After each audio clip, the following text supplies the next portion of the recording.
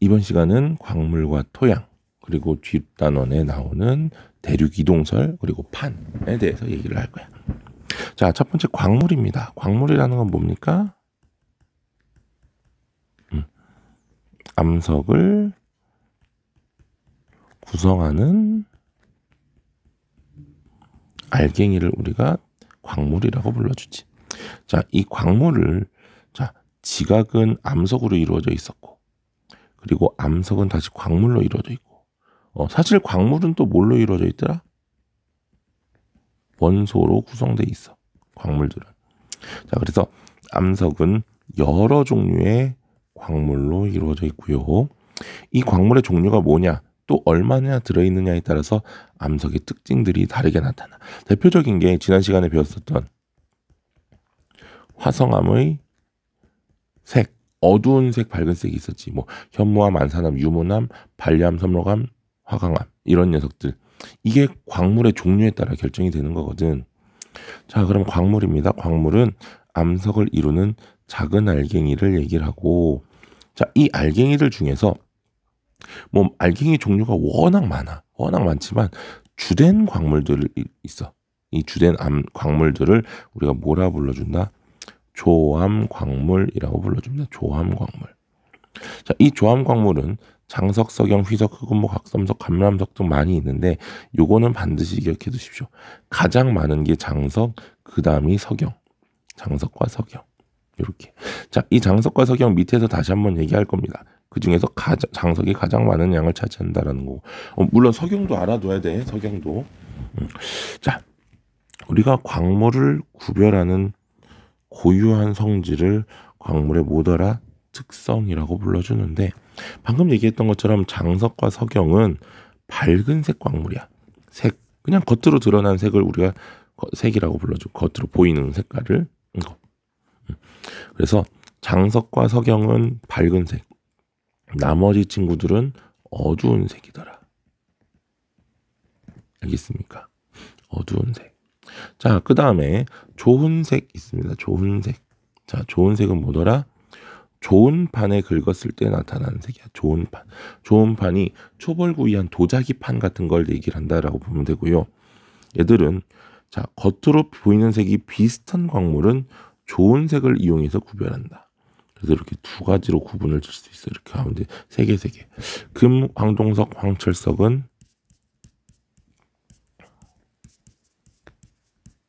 노란색 광물. 흑음모, 자철석, 적철석은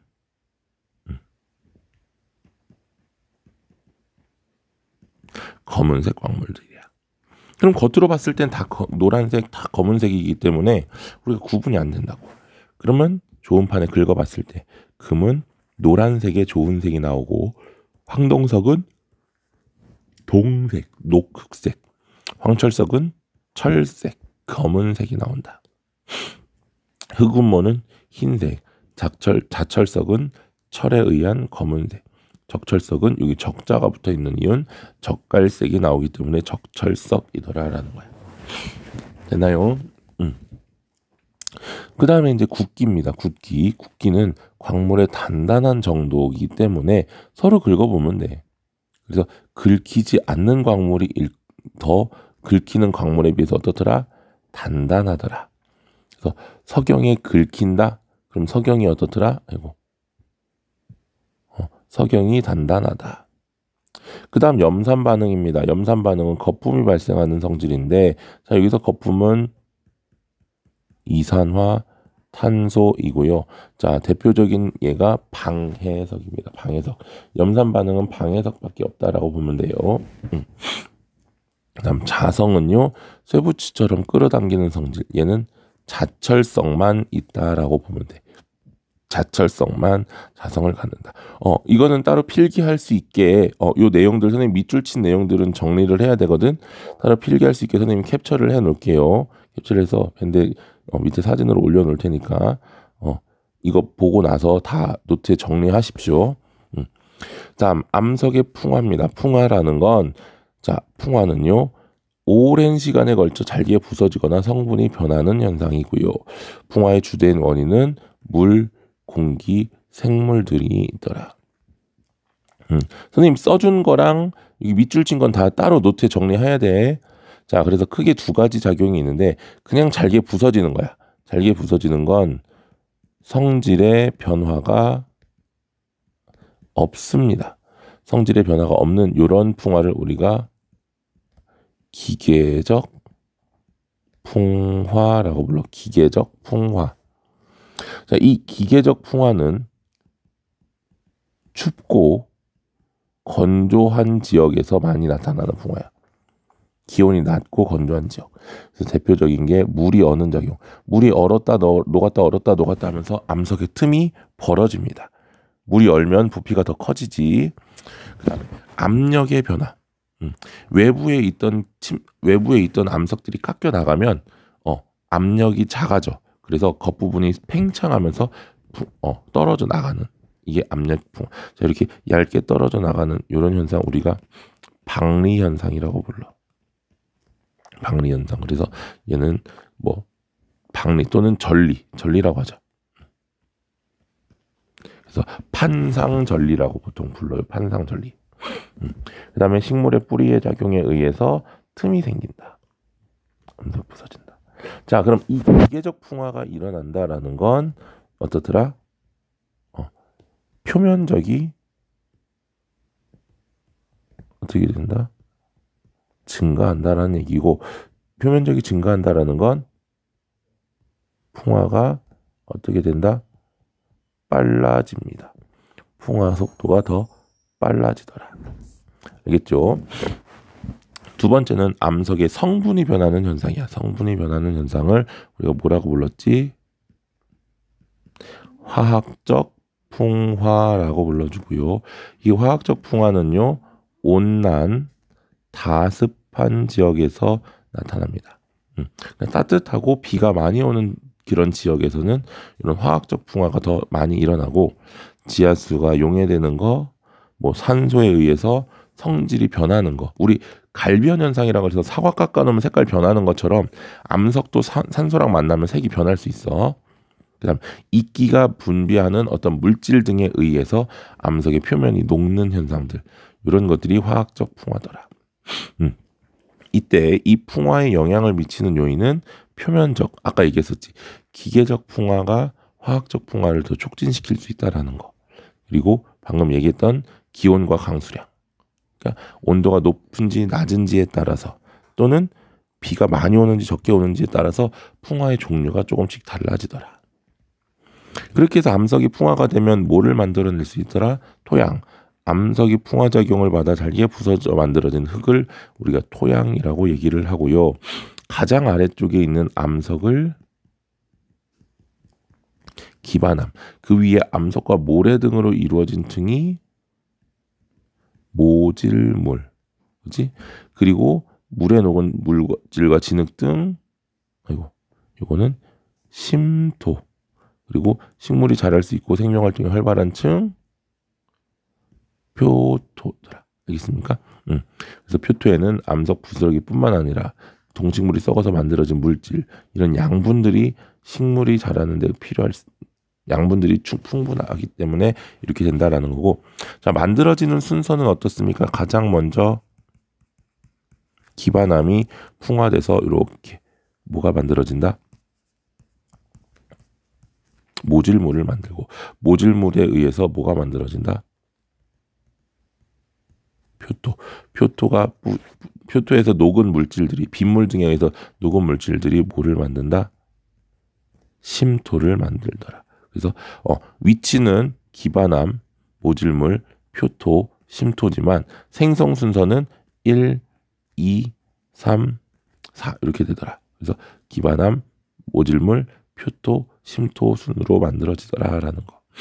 자, 됐죠? 넘어가 봅니다. 자, 직권의 운동. 왜 이럴까?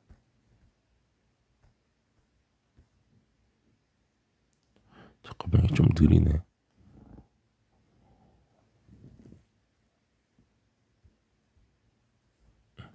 자, 됐습니다.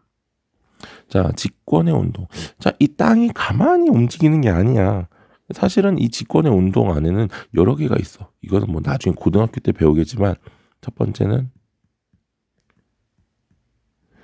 판구조론, 두 번째 플룸 구조론이라는 게 있어. 근데 요거는 고등학교 때 배우는 거야. 우리는 판구조론만 알면 되는데 판구조론이 어떻게 등장하기 시작했느냐. 가장 먼저 대륙이동설. 자, 과거 한 덩어리였던 대륙 판게아, 이거 이름은 좀 기억해 두십시오. 판게아가 서서히 갈라지고 이동하여 현재와 같은 분포가 되었다. 누가 주장을 합니까? 베게너가 주장을 합니다. 그래서 또 이러네.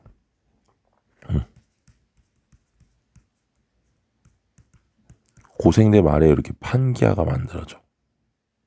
자, 이때에 요 바다의 이름 혹시 알고 궁금한 사람?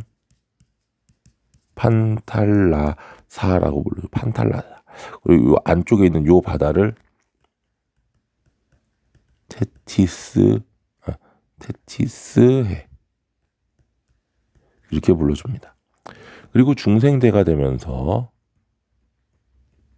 어떻게 이 판들이 나눠지기 시작해.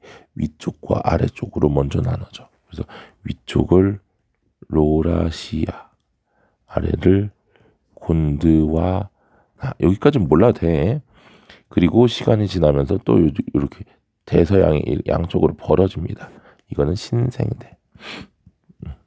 그래서 북아메리카와 유라시아, 남아메리카와 아프리카가 떨어져 나오고 현재의 모습이 되더라. 자, 대륙이동설을 주장한 베게너라는 학자는 원래는 기상학자였었지요. 그래서 대륙이동설을, 자, 과거 대륙이 서로 붙어 있었다는 증거를 제시했습니다. 첫 번째 증거는 해안선, 남아메리카와 아프리카의 해안선의 모양이 일치하더라. 두 번째는 화석 분포. 자, 서로 떨어진 대륙에 있는 이러한 화석들. 그래서 멀리 떨어진 대륙에서 같은 종의 화석이 발견된다. 얘는 남아프리카와 동쪽 해안선과 아프리카에서 들어간다. 세 번째는 빙하. 빙하는, 자, 대륙에 남아있는 빙하의 흔적이 남극을 중심으로 연결되더라. 세 번째, 산맥의 연속성. 북아메리카와 유럽 대륙의 산맥이 하나로 이루어진다. 이렇게 과거에 이렇게 이어져 있었단 말이야. 요거 에팔레치아 산맥이라고 불러줍니다. 에팔레치아 산맥. 그런데 문제는 이 대륙이동설은 어떻게 움직이는지 원동력을 설명하지 못했어. 그래서 인정을 받지 못했다라는 거. 자, 그런 다음에 대륙이동설 가지고 안 되는 것들이 있으니까 판의 경계, 판. 그래서 가장 먼저 등장한 게 대륙이동설. 그 다음에 등장한 게 멘틀 대류설, 홈스라는 학자. 그 다음에 등장한 게 해저 확장설. 1912년에 대륙이동설이 등장하고 1920년대 멘틀 대류설, 1950년대 해저 확장설에 의해서 1960년대에 판구조론이라는 게 등장합니다. 판구조론. 자, 지구가 여러 개, 10여 개의 크고 작은 판으로 이루어져 있고, 자, 판들이 이동하면서 경계에서 화산 활동, 지진 활동 등의 지각 변동이 일어난다라는 이론입니다. 자, 그럼 우리가 먼저 판을 알아야 되겠지. 판이라는 건 지각과 멘틀의 상부, 멘틀의 윗부분 우리가 이렇게 얘기합니다. 상부 멘틀이라고 얘기를 해요. 그래서 이 두 개를 포함한 암석층, 그래서 우리가 암석권이라고 불러주기도 해. 판은 똑같은 말이야. 자, 그래서 대륙판은 대륙지각과 상부 멘틀, 해양판은 해양지각과 상부 멘틀.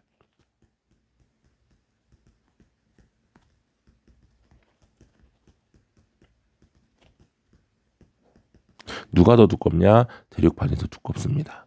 해양판은 약 70km. 대륙판, 여기가 대륙판이야. 여기 해양판이고. 자, 여기 뭐야? 요거. 여기가 상부 멘틀이야. 그리고 요 밑에 여기는 연약권이라고 불러줘. 연약권. 이 연약권은 멘틀에 대류 현상이 일어나지. 대류라는 게 유동성이야. 멘틀이 움직인다. 유동성. 됐나요? 자, 그래 위쪽으로 볼록 솟아오른 지각은 아래로도 더 두껍더라라는 거.